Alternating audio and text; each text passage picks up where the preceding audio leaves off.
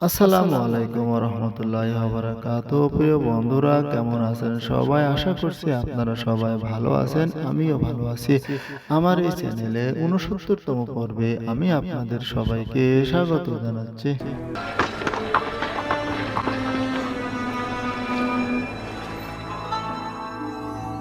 খোদার পয়গম্বরের কাছে এটা ব্যতীত আর কি প্রত্যাশা করা যেতে পারে?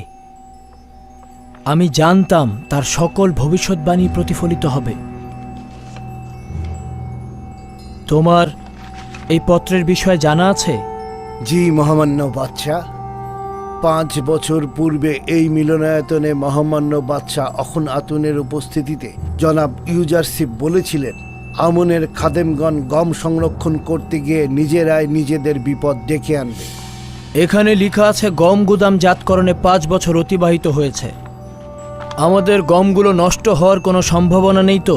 হুঁশিয়ার থাকতে হবে মহামান্য বাদশাহ, যেন গমগুলো গোপনে কোনো অবস্থাতে সরিয়ে ফেলতে না পারে। জনগণের অবশ্যই দেখা উচিত খাদেমগণ তাদের কষ্টের ফসল কিভাবে নষ্ট করছে। যদি তারা গমগুলো নষ্ট করে ফেলে তবে এই খেয়ানত সম্পর্কে জনগণের জানা উচিত। আমাদের গোপনে নজরদারি করা উচিত, যাতে করে জানতে পারি ওরা কোনো ক্ষতি করতে চাইছে কিনা।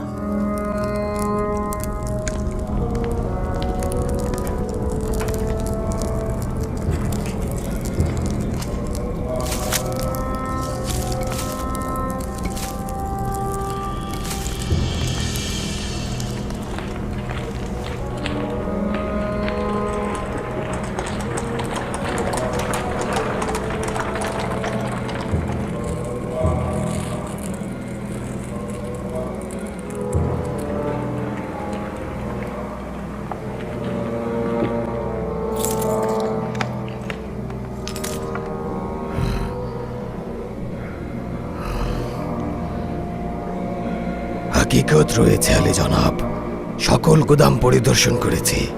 তামাম গম ধ্বংস হয়ে গিয়েছে, একেবারেই ব্যবহারের অযোগ্য। গুদামগুলোর প্রতিনিধিগণ কি করছিল? কেন খবর দেয়নি? আমরা প্রতিরোধক ব্যবস্থা নিতাম। এগুলো সঞ্চয় করা খাদ্য ভাণ্ডার। কয়েক বছর পূর্বে এগুলো সিলগালা করেছিলাম। সিদ্ধান্ত ছিল দুর্ভিক্ষের সময় এগুলো খোলা হবে। দুর্ঘটনা অনুমান করেছিলাম, দুর্ভাগ্যবশত জানতাম না গম 2 বছরের বেশি সংরক্ষণ করা যায় না। কিন্তু আমার তো গমগুলো দেখে মনে হলো আরো 2-3 বছর আগেই ধ্বংস হয়েছে। তাহলে কি একেবারেই ব্যবহারের যোগ্য নয়? একেবারেই ব্যবহারের যোগ্য নয়। মানুষ তো দূরের কথা, এমনকি কোনো জীবজন্তুও তা খেতে পারবে না আলী জনাব। সবগুলো নীল নদে ফেলে দাও। লোকজনদের এই গম দেখানো যাবে না। শুধুমাত্র নজর রেখো যেন হুকুমতের প্রতিনিধিগণ বুঝতে না পারে। যদি ইউজারশিপ জানতে পারে তাহলে আমাদের কঠোর কটাক্ষ করবে। রাতের বেলায় গোপনে সব গম নীল নদে নিক্ষেপ করো।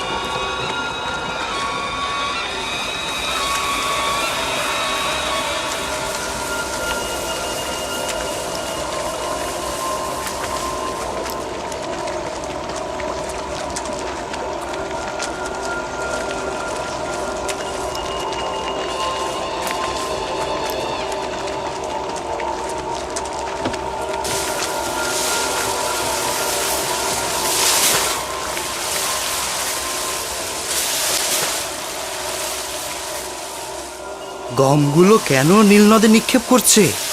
আমিও তো ব্যাপারটা বুঝতে পারছি না। এই সময় সবাই যখন গম জমা করতে চাইছে তখন এরা ফেলে দিচ্ছে কেন?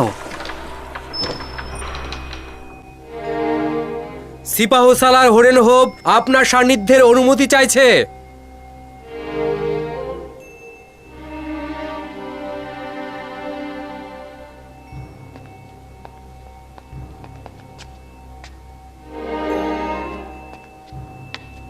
খাবার গ্রহণের সময় বিরক্ত করার জন্য ক্ষমা চাচ্ছি। বন্দরের জটির প্রতিনিধি খবর এনেছে খাদেমগণ নীল নদে গম নিক্ষেপ করছে। ভাবলাম এটা আপনার জন্য জরুরি খবর। হ্যাঁ, জরুরি, খুবই জরুরি খবর।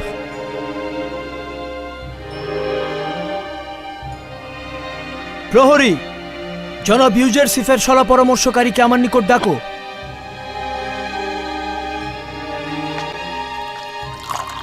খাদেমদের এই পদক্ষেপ জনগণের দেখা উচিত। মনে হয় ইউজারশিফ আগেই জানতে পেরেছিল। আজই ছিল গমগুলো খারাপ হবার দিন।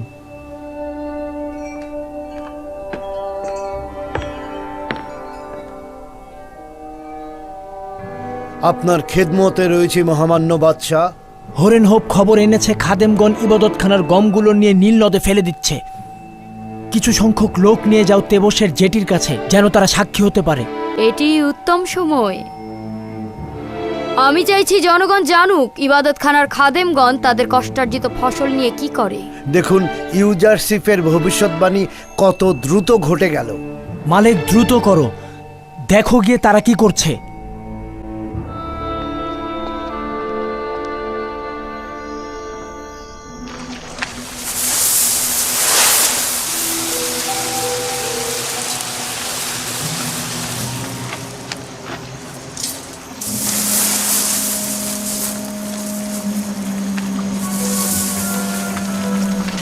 এই, তোমরা ওখানে কি করছো?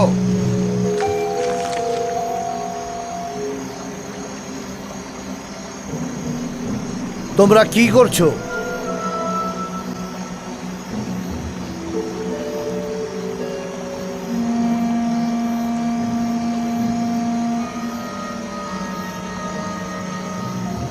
এই গমগুলো নীল নদে কেন ফেলছেন? আপনারা কি মানুষ নাকি আপনারা মানুষের দুশ্মন? সামনে দুর্ভিক্ষ আর আপনারা গমগুলো নীল নদে ফেলছেন। আপনারা কি মানুষ? হায় হায়,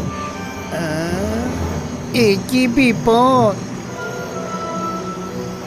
আমন, আমাদের রহম করো। এটা চিন্তাও করিনি ইউজারশিফের ভবিষ্যৎবাণী এত দ্রুত ঘটবে। চলো যাই, ওদের দৃষ্টি আর সহ্য করতে পারছি না। চলো যাই, কেটে পড়ি।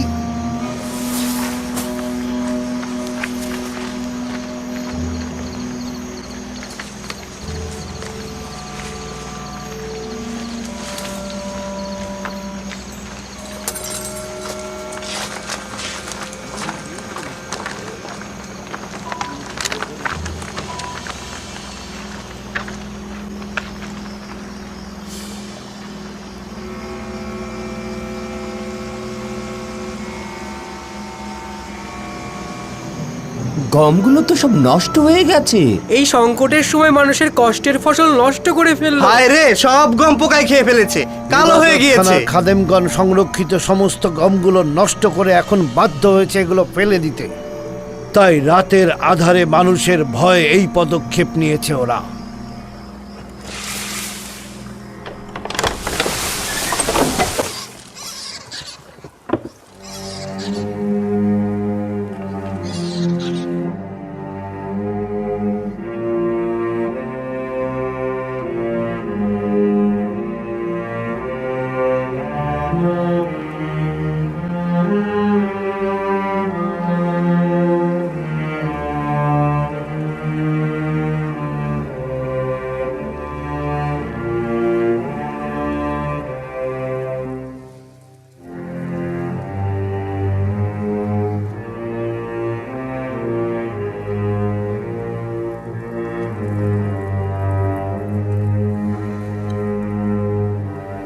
এই গমগুলো দেখো, এটা কি উচিত ছিল না ইবাদতখানার খাদেমদের জনগণের খাদেম হওয়া? এটা কি খেদমতের নমুনা? এই গমগুলো দুর্ভিক্ষের সময় কত মানুষকে নাজাত করতে পারত। এই গমগুলো কি অসংখ্য কৃষকের কষ্টের ফসল নয়? এগুলো ফলনের জন্য কত কষ্ট হয়েছে। আমনের খাদেমদের উচিত ছিল জনগণের কথা চিন্তা করা।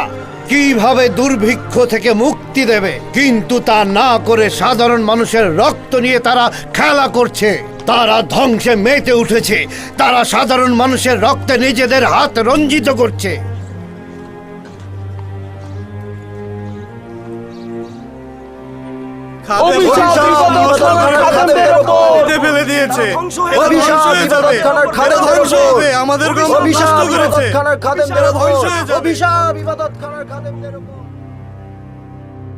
আরো একটি ভয়াবহ বিপর্যয়। খোয়াব বিশ্লেষণের ঘটনার পর এটি দ্বিতীয় ঘটনা, যার মাধ্যমে ইউজারশিপ পরপর আমুনের ইবাদতখানার অপমান করল। এটা কি বুঝেছেন? গম সংক্রান্ত যে খেসারত আমরা দিলাম তাতে আমনের ক্ষুধার উপর জনগণের আস্থা কত কমে যাবে। এটি একটি যুদ্ধ। যদি ইউজারশিপ একই ধরনের কাজ করত তাহলে ওকে বাঁচতে দিতাম না। সাবাস সাবাস, দারুণ একটি বিষয়ের প্রতি ইশারা করেছ। ইউজারশিপ, আমরা যেভাবে ক্ষতির সম্মুখীন হয়েছি তোমারও তাই হবে। এত সহজে হার মানব না আমি। জনগণদের বলো, যদি গুদামজাতের কারণে গমগুলো নষ্ট হয়ে যায় তবে ইউজারশিপের গমগুলো একেবারে নষ্ট হয়ে যাবে। কেননা 5 বছরে যদি গম নষ্ট হয়ে থাকে তাহলে 7 বছরে তো অবশ্যই তার গম নষ্ট হওয়ার কথা। যদি আমাদের গম সংরক্ষণ পদ্ধতি ভুল হয়ে থাকে তাহলে তো ইউজারশিপের পদ্ধতিও ভুল। ঠিক বলেছ। এখন ইউজারশিপ আমাদের দিকে যে তীরের ফলা নিক্ষেপ করেছে, আমরা এখন সেটা তার দিকে নিক্ষেপ করব। অসংখ্য লোক সেখানে জড়ো হয়েছিল মহামান্য বাদশা। তারা ইবাদত খানার অবহেলার কারণে ইবাদত খানার খাদেমদের ওপর এবং ইবাদত খানার উপর তারা ক্ষুব্ধ ছিল। যদি বাধা না দিতাম সঙ্গে সঙ্গে যুদ্ধ লেগে যেত।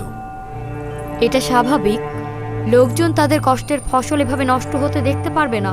তাছাড়া এই সময় গম অত্যন্ত দামি একটি ফসল। ইবাদতখানার বিরুদ্ধে জনগণের বিদ্রোহ দেখে তোমাদের খুব আনন্দিত মনে হচ্ছে? কেন আনন্দিত হব না? আমুন আমাদের দুশমন। দুশমনের পরাজয় আনন্দিত হওয়াটাই স্বাভাবিক। 3000 বছর ধরে মিশরবাসী আমুনের ইবাদত করছে। অনেকেই চেয়েছে আমুনকে বেহেশতের সিংহাসন থেকে টেনে নামাতে, কিন্তু সফল হয়নি। তোমরাও হবে না। ক্ষুব্ধ জনগণ এর প্রতিবাদ করছিল এবং ইবাদতখানার গম সংরক্ষণের বিরুদ্ধে আপত্তি জানাচ্ছিল। আরো একটি কথা বলতে ভুলে গিয়েছিলাম। খাদেমগণ জনাব ইউজারশিপের গম সংগ্রহের ব্যাপারে প্রশ্ন তুলেছিল। আমাদের হাতে কোনো উত্তর ছিল না। আমি পূর্বে ইউজারশিপের কাছে এই সওয়াল করেছিলাম। আমি বিশ্বাস করি সকল কাজের ব্যাখ্যা দেওয়ার দলিল ইউজারশিপের কাছে আছে। আগামী 7 বছরের গম রক্ষণাবেক্ষণ করা এবং আগত সমস্যা অনুমান করা সহজ কথা নয়। জনগণের এত সওয়ালের জবাব তিনি কি করে দেবেন? ইউজারশিপ কোনো ভুল করবে না, আর এই বিষয়ে আমার আস্থা আছে। সে যে কাজের আঞ্জাম দেয় তার দলিল তার কাছে আছে। এটি সম্ভব নয়। তার মানে ইউজারশিপ যে গম গুদামজাত করেছে সেগুলো এখনো নষ্ট হয়নি? আমি তা জানি না এবং এগুলো আমার কাছে গুরুত্বপূর্ণ নয়। আমি শুধু জানতে চাই ইউজারশিপ তেবসে এসেছে কিনা আর তোমরা কেউ কিছু জানো কিনা। তার কোনো খবর জানো না? না বানু, তার কোনো খবর জানি না।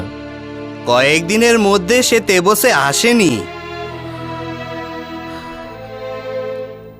আমার মনে হয় সে তেবসে আসবে, কিন্তু আমি কিছুই জানতে পারবো না। চিন্তা করবেন না বানু। যদি তিনি তেবসে আসেন তবে নিঃসন্দেহে আমরা খবর পাবো এবং আপনাকে জানাবো। আমরাও জানাবো। আপনি নিশ্চিন্তে থাকুন বানু, আমরা জানাবো। আমি ইউজারশিপকে ভালোবাসি এবং তার পৌঁছানোর জন্য প্রতিটা প্রহর গুনছি। আমি তাকে শুধু একবার দেখতে চাই।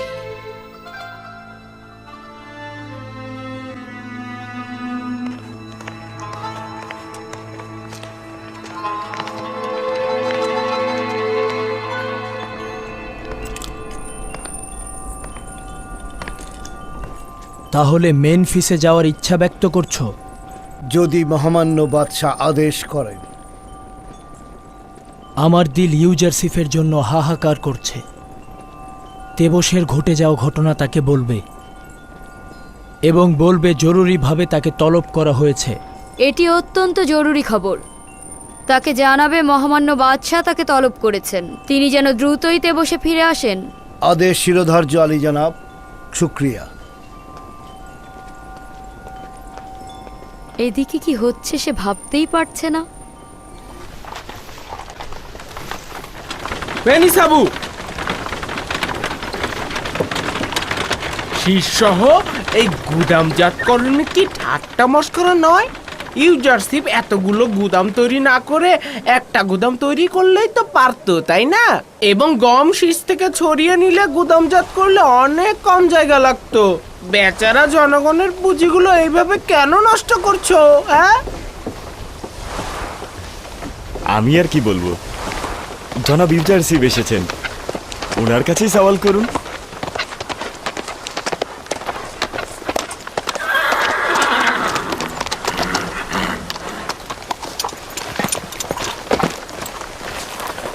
সালাম খোদার নবী। খোদাবন্দের দরুদ তোমার, খোদাবন্দের দরুদ তোমাদের উপরেও। তো কি ব্যাপার খাদেম, গম হস্তান্তর করতে এসেছেন? না না আলী জনাব, তারা জঞ্জাল তৈরি করতে এসেছেন। বলছে কেন এত গুদাম তৈরি করেছি, শীষ থেকে গমগুলোকে আলাদা করে সংরক্ষণ করলে তো একটার বেশি গুদামের প্রয়োজনই নেই। সে ঠিক কথাই বলেছে, আমরা এতগুলো গুদামের পরিবর্তে একটি গুদামে গম সংরক্ষণ করতে পারতাম, কিন্তু এর ফলে আমাদেরকে মিশরের মহান খাদেম অজ্ঞামোহরের ভাগ্য বরণ করতে হতো। গমগুলো নষ্ট হয়ে যেত, মুশকিলে পড়ে যেতাম। এটা সেই রহস্য, যে রহস্য আমি গত 5 বছর কাউকে বলিনি, যেটা আমার খোদা আমাকে শিখিয়েছেন। তার মানে আমরাও শীর্ষহ গম গুদামজাত করতে পারবো, তাই তো? সকলেই পারবে, তবে এই ধরনের গুদাম তৈরি এবং গম রক্ষণাবেক্ষণের যোগ্যতা থাকতে হবে। তাহলে জানতে কোন সময় গম গুদামজাতকরণের বিষয় ফাঁস করবে? তুমি একজন চতুর খাদেম, আমি অবশ্যই খাদেম ও মুনাফাখোরদের মুনাফা লাভের রাস্তায় প্রতিবন্ধকতা তৈরি করতাম। খোদাবন্দ আমাকে জনগণের নাজাত দানকারী হিসেবে পাঠিয়েছেন। যদি আমি সবাইকে জানাতাম কিভাবে গম সংরক্ষণ করতে হয়, তাহলে তো রাষ্ট্রের গুদামে কোনো গমই জমা পড়তো না।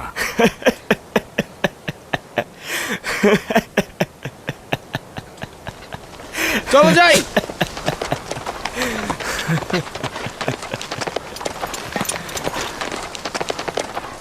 দরুদ খোদার নবী। দরুদ আপনার উপরে।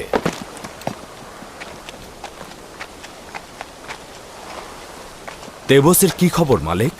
সব ঠিকঠাক আছে আলী জনাব। খাদেমগণ আপনার উপর খুবই রাগান্বিত, আর মহামান্য বাদশাহ আপনাকে দেখার জন্য উন্মুখ হয়ে আছেন। তাগাদ করেছেন যত দ্রুত সম্ভব তাদের দিদার লাভ করবার জন্যে। খুবই ভালো। মেনিসাবু, তুমি আমার পূর্বেই তেবসে রওনা করে দাও এবং খবর করে দাও যে আমি আজকেই তেবসে আসছি। জি আলী জনাব।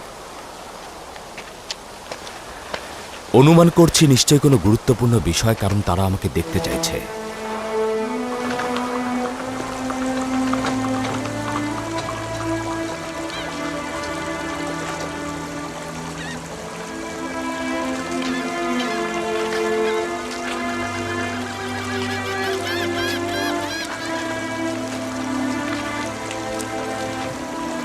প্রেমিক তাওহীদি জনতা, পর্দায় অবস্থানরত সকল মা ও বোনেরা, সকলকে আমি আবারও সালাম জানাচ্ছি। আসসালামু আলাইকুম ওয়া রাহমাতুল্লাহি তাআলা ওয়া বারাকাতুহু। বর্তমান যুগে কেউ আর ওয়াজ মাহফিল শুনতে চাচ্ছে না। বর্তমান যুগে কেউ আর ওয়াজ মাহফিল শুনতে চাচ্ছে না।